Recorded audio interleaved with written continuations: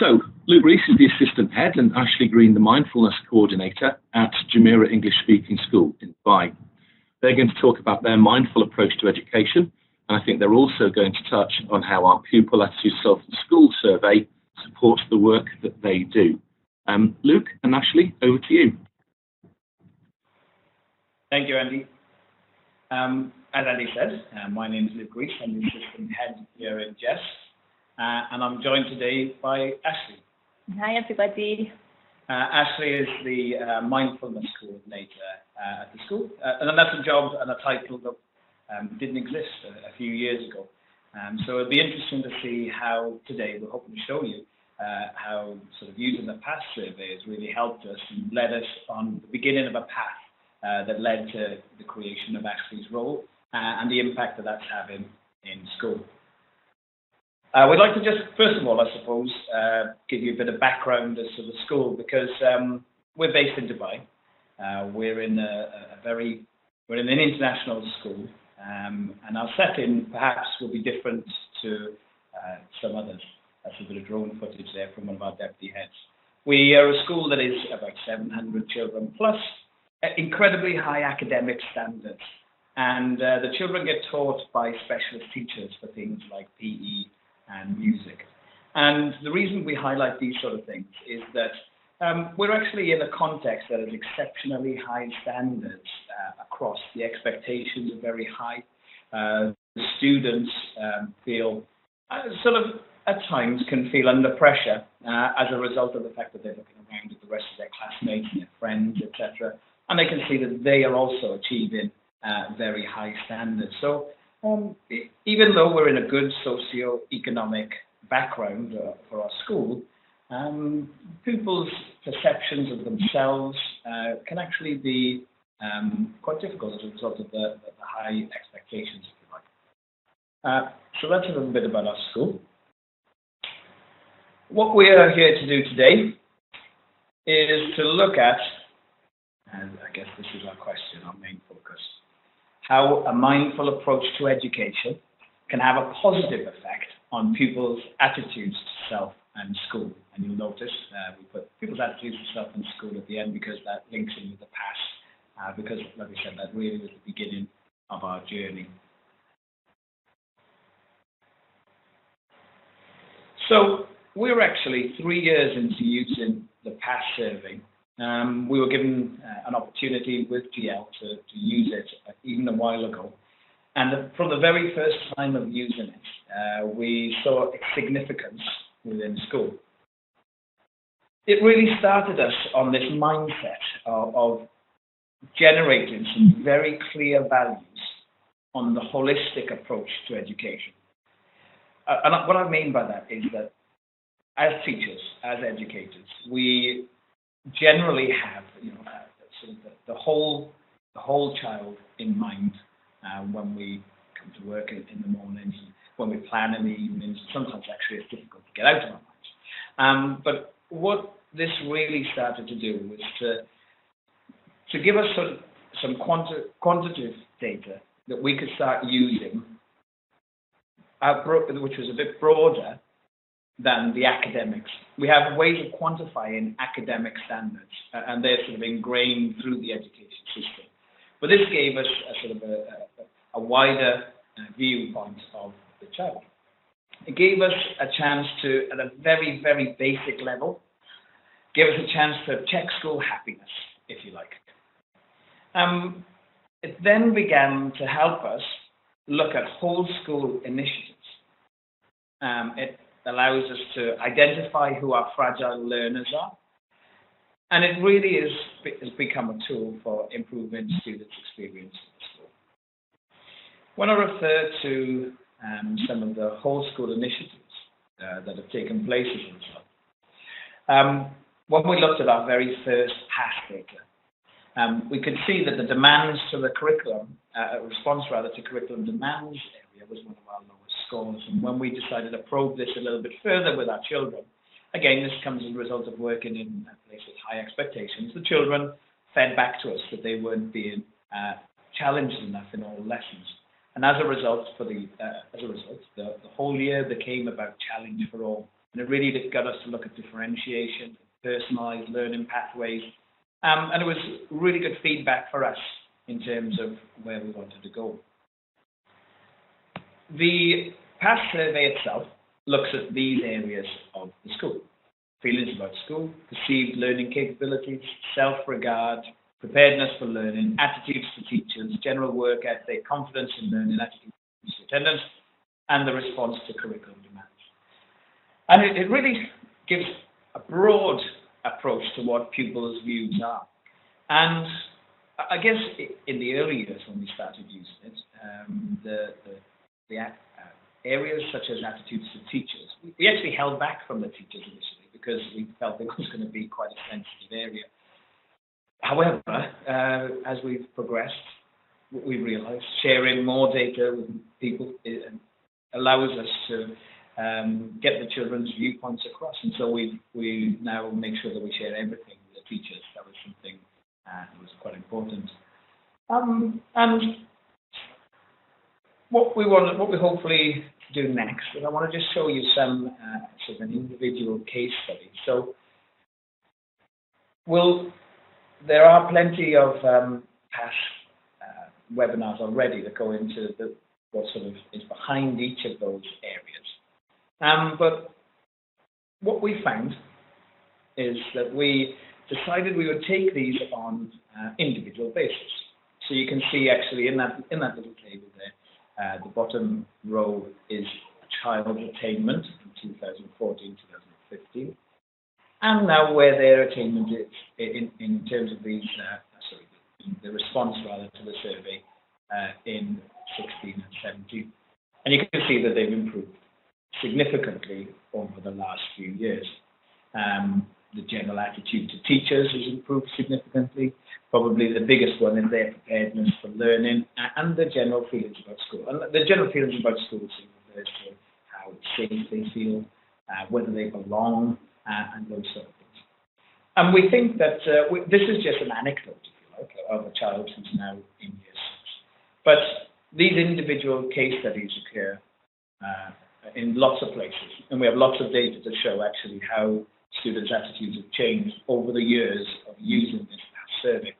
And some of the main things that we do in response to this is if we identify that a child has negative responses to the survey, we respond in a number of ways. One of the main differences over the last few years has been with the introduction of our new deputy head. He brought in with him something called restorative justice. And restorative justice has been implemented as a response to a behaviour policy in school. And the idea is that instead of a behaviour policy enforced on children, what he wanted instead was that when things go wrong, the children who are involved consider exactly things like what has happened, what were they thinking at the time they did it, who has been affected by it and how can they make it better. And they are responsible for coming up with sort of what you traditionally call punishment, I guess, but a resolution to the problem. So they then take control. And the anecdote that is on the screen was a boy who was constantly in trouble. And he was constantly in trouble with the teachers. He had quite a negative view of himself. And really something like this restorative justice has allowed him to take control of his behaviour and to respond in a much more positive way. With children who give lower or negative responses on the PASS survey, we will always involve the parents and have a frank discussion with them, because it's only with a genuine partnership with parents or guardians that you can make a difference, because these feelings are probably not just isolated and to school alone. We then set up some simple coaching and mentoring programs, which again is about getting them to understand their thoughts and feelings, and without giving them the answers, they have to come up with their own answers on how to solve their own problems and issues. By giving them extra responsibility in the school, and I'll expand on that in the next couple of slides.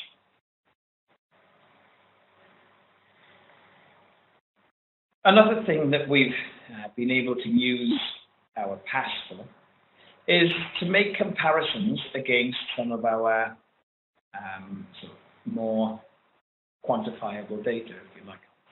So, as you can see on this axis here, on the vertical axis, you've got the pass score of self-reflection of the learner, and on the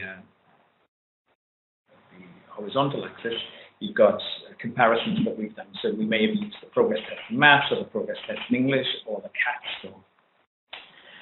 And what you'll find is you have 4 quadrants of learners. In the top right-hand quadrant there, you've got children who come out with high self-regard and have high academic scores. So they get a lot of value out of school. In the bottom right-hand quadrant, we'll be able to identify some fragile learners, those children who have high academic scores but actually don't regard themselves very highly. We have, and Alison from GL described these as the football boys, I guess, in some respect. They have high self-regard but low academic scores. But what we're going to get Ashley to just briefly mention here is that actually that's where you would want the children from the bottom quadrant to move to, because these children have low self-regard and low academic scores. So we're really looking for to identify some of our fragile learners and put in things in place that will help them. So something that we noticed when we looked at the quadrant and the data, there was actually a link between the AEN learners and the low self-regard section of the PASS. We began looking at these links and then we thought, well, how can we start to bring up the regards of the pupils? And this is where mindfulness came in. So we thought there was a link between being mindful and perceived learning capabilities. If the children have been introduced to ideas about how to develop their own self-respect and self-care, brain processes and pathways can change and develop in order to reduce worry and comparisons to other children, which in turn might affect their learning. This also enables them to focus on where they are particularly and what they need to do next for them, and not regard other learning so much, focus more on their learning. We also began thinking about the development of negative emotions and perceptions. As a Key Stage 1 teacher, I find that younger children seem more likely to kind of just live in the moment and like to say they would dance like nobody's watching. However, the older they get, they begin to become more self-conscious. And we've noticed this particularly in EAN learners. So it is something that we would like to help them develop so they aren't so self-conscious and have low self-regard. We felt that it would be interesting to look at how and when this happens for children, if it's a particular age, and what we can do to help them if we provide mindfulness training for teachers as well, and then insight for children to in turn develop confidence and self-perception. And what we found was actually another area that, if you look at this table, I'm sorry that it's perhaps a little bit small on the screen there, the far left column is feelings about school. So these are the bottom 25 in Key Stage 2, bottom 25 children in Key Stage 2, and they have negative feelings about school. And if you look at the far right-hand column, you can see that anywhere where there's some information filled in, they are part of our additional educational needs group. And you can see that there is nearly all of the bottom 25 students have received additional education needs at some point. And that's what we're referring to when we say AEN learners. I think other schools refer to it as SEN. And some of the things that we've done as sort of a case study to impact this was, we mentioned earlier responsibility. We have a very strong pupil leadership program at JESS. It covers all of Key Stage 2. And what we mean by pupil leadership is the opportunity to take part in a group. It might be part of the green team, or be a pupil librarian, be a kit manager and set up the equipment at playtime, those sort of groups. And we decided, actually, you know what, we noticed that lots of our AEN learners were not confident enough to put themselves forward to be part of these groups. So we created a group that was specially for them. And there was a piece of software that is very useful for additional needs students called Read, Write, Gold. And the Read, Write, Gold software was being introduced across the school. So they became Read, Write, and Gold leaders. basically they became sort of specified tech leaders. They were able to train other students, they trained other teachers, they went to conferences and trained teachers from other schools. And it really gave them a sense of belonging and self-worth. And it helped improve their scores. And so that was something that we were very happy with. What we think is important to look at, that was my fault there, sorry, is what PASS does not offer. Because like we've said a few times now, PASS for us was the beginning of this process. And what PASS doesn't allow us to do is to think about the whole child, if you like. PASS is linked to students' attitudes to themselves and school. And so that's why you'll see it's very much linked to their learning, to their experiences in school. And where this becomes a little bit broader is in reference to mindfulness and things like that. So when we look at the situation in school here at JESS, we feel that the children have got so many things to contend with. They've got lots of academics, as most children do. There's lots of clubs, after school clubs. Some children go up to 5 different clubs in a week. So we thought they've got so much to think about. So what we thought would be important and would be beneficial for them was to teach them to be more aware of everything going on around them. Not just physically, but if we help them to find ways to check in, they might become more inclined to understand themselves and also understand situations that are happening around them, maybe the pressure of a test or a football game or something like that. If they are able to understand positive and negative emotions in a clearer way, they might be able to be more present in each moment, which in return would result in more productivity and more focus. If they begin to recognise joy when they feel it and remember how good it feels, they can understand anxiety and anxious situations and pull on resources that we provide them with to help reduce anxiety and worry.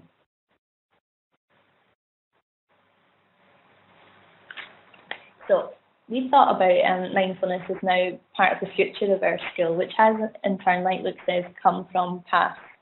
As mentioned before, mindfulness is important in lots of schools now, but for me personally, it arose in my life through personal and professional reasons.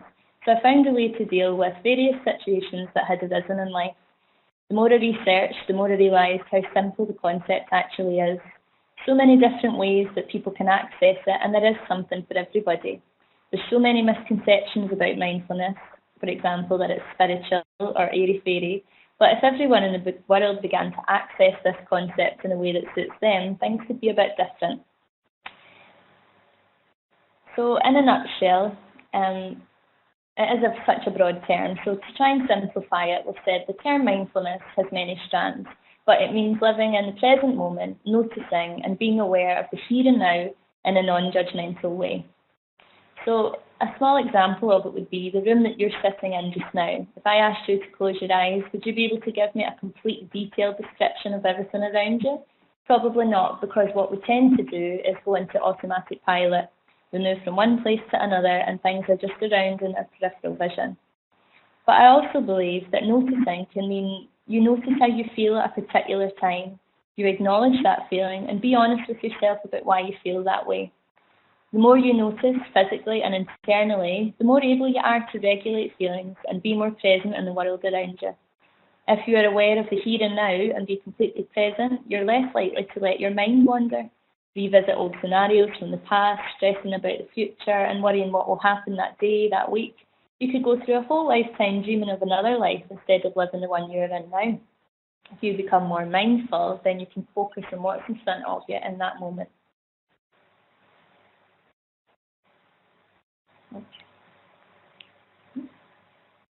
So I thought it was actually important to mention this quote that really struck with me, from an author, Neil Donald Walsh.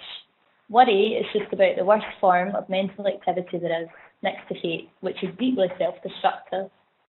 When you've got time, if you think about how much time you might spend worrying about deadlines and various things in life, think about how much time you've actually spent worrying. We all do it, but if we could see a graph in front of us about worry levels compared to the things that actually happen, I'm sure we would realise a lot of energy and time could have been saved. That's not to say we can't consider things in the future or occurrences important to our lives, but if we are mindful and aware then we learn not to react automatically. We can be more compassionate towards ourselves in work and in home life, and we can hush the judgmental voice that tells us something is our fault or we might not be good enough at something. So it's probably a term that you've heard quite a lot recently, and there is a question, is it just another buzzword or the latest fad? So often in education, new concepts or initiatives are introduced to us. Some come and go, and others find their way into our practice. I firmly believe that the term mindfulness is here to stay because it encompasses so many areas valuable to the development of self. It's got no limitations to age, race, or culture. If you research mindfulness, John Kabat-Zinn is usually the name you will find. He's credited with integrating his practice of yoga and Buddhist studies with those of modern science today. He's founded medical centres, subsequently creating the MBSR, Mindfulness-Based Stress Reduction Programme, which is currently offered by medical centres, hospitals, military and health maintenance organisations today. Like on the slide here in front of you, if you research, with a simple Google search, you can find that research suggests mindfulness reduces stress, anxiety, depression, also physical pain.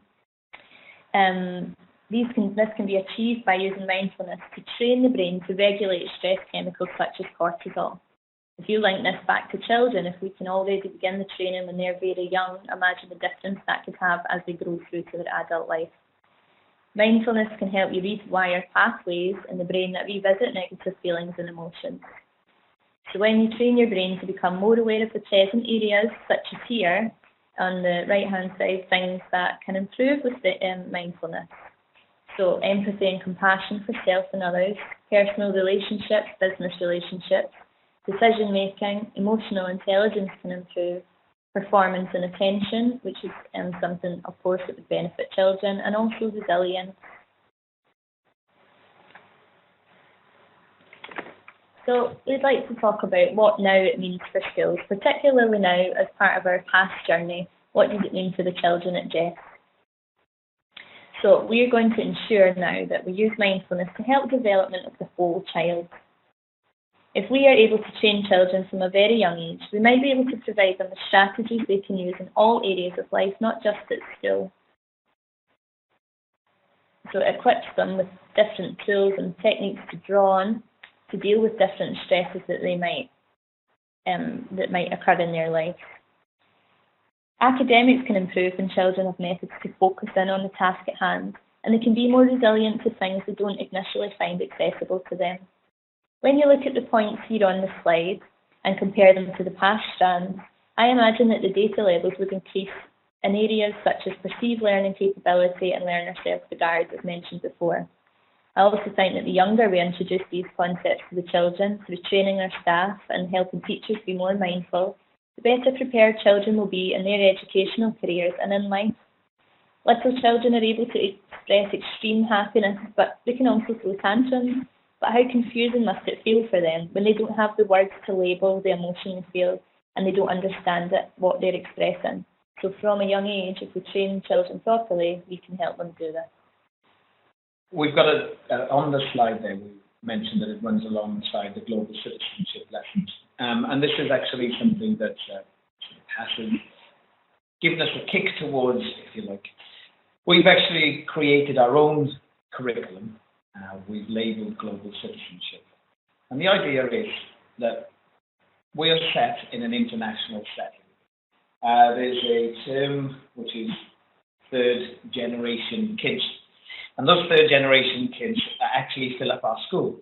And what this means is mum might be from one country, dad might be from another country, and they're actually born here in the UAE.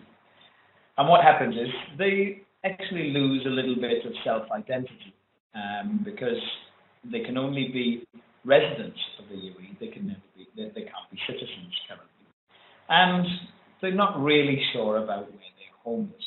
So what we need to do as a school in an international setting is develop children that have the ability to actually go to any number of countries when they grow up.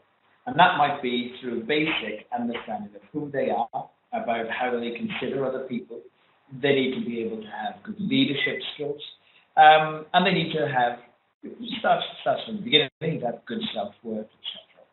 And so we've been able to use the ASK survey to link in with our global citizenship curriculum that we've developed over the last few years. And we're really sort of making this a practical approach to education. Like we say, sometimes we get caught up in being all about the academics, or focusing on the success of your football team without realizing that everything that Ashley's spoken about, becoming more mindful, will allow you to impact all of those things in a broader sense. Our global citizenship curriculum has also been developed. We're creating something called the Making a Difference program at the moment, which will take a really practical approach.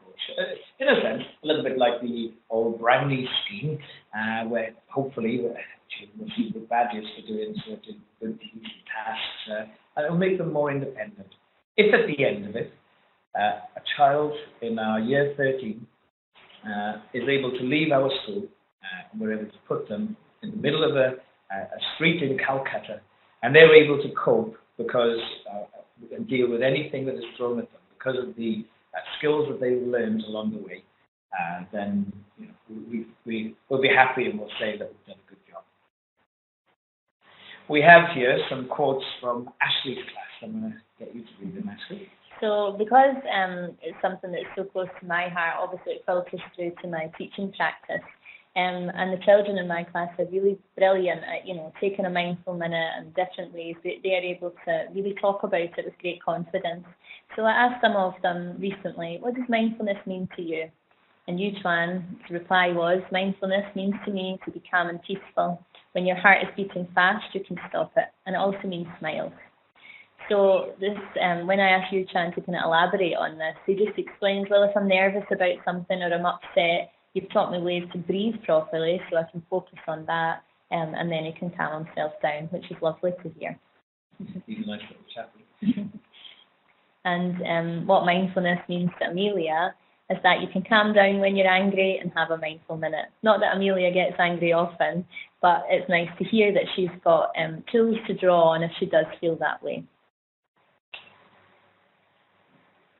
So what we want to do here is to summarize mindfulness in school and what it means for the children. And this has been part of, as we've been preparing for this presentation, myself and Ashley have spoken about these points in some depth.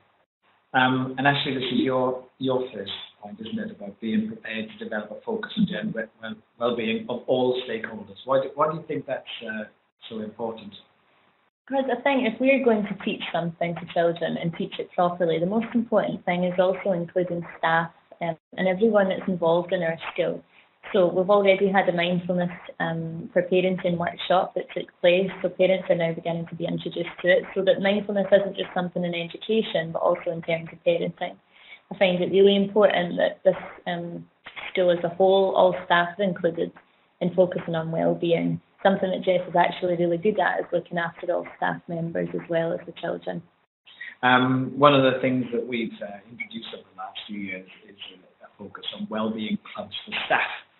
So we've had fitness clubs in the hall, yoga, yes, we've got yoga clubs, and actually the staff are on site doing those sort of things. It's actually been at the base of our quality assurance program as well, looking at perhaps, we have a very intensive quality assurance program, but the school has got to such an excellent place that we're building in a great deal of trust currently, and allowing teachers and year group leaders, etc., to become, what do we call it, guardians of standards, that's right, and with the guardians of standards. And people bring then their own set of skills to the classroom, and they bring their own standards. And actually, it's worked really well, and it's good for the general well-being. The second thing on there is our CAS, because this is, like I say, this is a part of what we do. And we call it measuring the happiness of the school. I mean, I'm sure when Andy comes back on later, he'll sort of comment that, that's a very simplistic term as to what exactly it does. And we've seen and looked in detail at the areas that it covers. But it does get you to check the pulse of the school, and it really gets to see how the students are feeling. The next one is something that Ashley, again, feels passionately about, and that's making sure that staff are correctly trained. So again, it's something we've had insects on mindfulness. We've also about to currently pilot a mindfulness program for the children, where staff are going to be trained and introduced to the concepts. So again, it's really focusing on well-being of everybody that's involved at JESS, beginning with the staff. So I believe that, you know, if staff become more mindful themselves, that introduce different concepts and find a practice that suits them, then of course that'll filter down into the children's education. And even with dealing with the PASS survey itself, so that involves the training staff. Last week we had our staff training session where we encouraged staff to bring all of their PASS surveys around the table, and they spoke quite openly and candidly about ways that they had impacted different individuals. They brought anecdotes, they brought general stories, and it was quite interesting and revealing as to how different people approach different areas. I think it was good from my point of view as somebody who's leading pastoral school to be able to drill down into those the labels, the areas in more detail, and just make sure, you know, like we said, originally we didn't share one that said attitudes to teachers because we thought that might be something that was quite difficult for staff to come across. But like they said, if they didn't, the PASS helps them identify learners that would have no idea were struggling or perhaps had low self-regard. Foolishly, I suppose, we sometimes think that the students with the highest academic achievements are those who feel good about themselves. Sometimes they can have perhaps the lower self-regard. This is an important one. If we're going to bring in mindfulness into schools, it is building time to proactively deal with the issues. We referred to restorative justice earlier on. That was a way of changing the behaviour policy in a way that allowed us to deal with things in school. Some of the areas that you identified actually were things like anxiety and enjoyment. And yeah, you need time in your curriculum to do that. Then integrating the mindset into all areas of school. That was one of the games that we spoke about. It isn't just about doing it in the classroom, about being a learner. Like Ashley mentioned before, it was about making sure that, you know, you have in these mindful minutes, it might make your sports team compete in a better way, etc. And finally, it was to ensure that this is an important one, I think, is you need then to go back to the beginning and back to the basics. Ensure your systems and your procedures are built to support the mindset. And you know, we've mentioned restorative justice a number of times now. In the past, we had a behavioural policy that happened to the children. As we've moved on this journey and as we've seen perhaps the frustrations of the children and those children were always getting into trouble, etc., we've realised that we had to go back to the basics, right down to the very essence of our behaviour policy and completely flip it on their heads. And instead of behaviour policy happening to the children, they are now completely in charge of it. So when you identify these areas and things to work on, then again, you need to go back to the beginning. And as a sort of assistant leaders, you know, review the things that you have in place and consider is there anything that needs to be changed. So that, in a nutshell, is how we at JESS have a mindful approach to education. Like we said, we began our journey with PASS, and hopefully actually it's then shown you how that's grown over the years. And when you consider something as big as mindfulness and you consider where it's going and the impact it can have, then you realize that, you know, like we said earlier on, we'll probably explore the reasons for introducing a coordinator. This needs somebody in your school who is as passionate as Ashley and as dedicated as Ashley to sort of make sure that people are aware and fully understand those things. So that's it from me. Thank you, everybody. Thank you very much.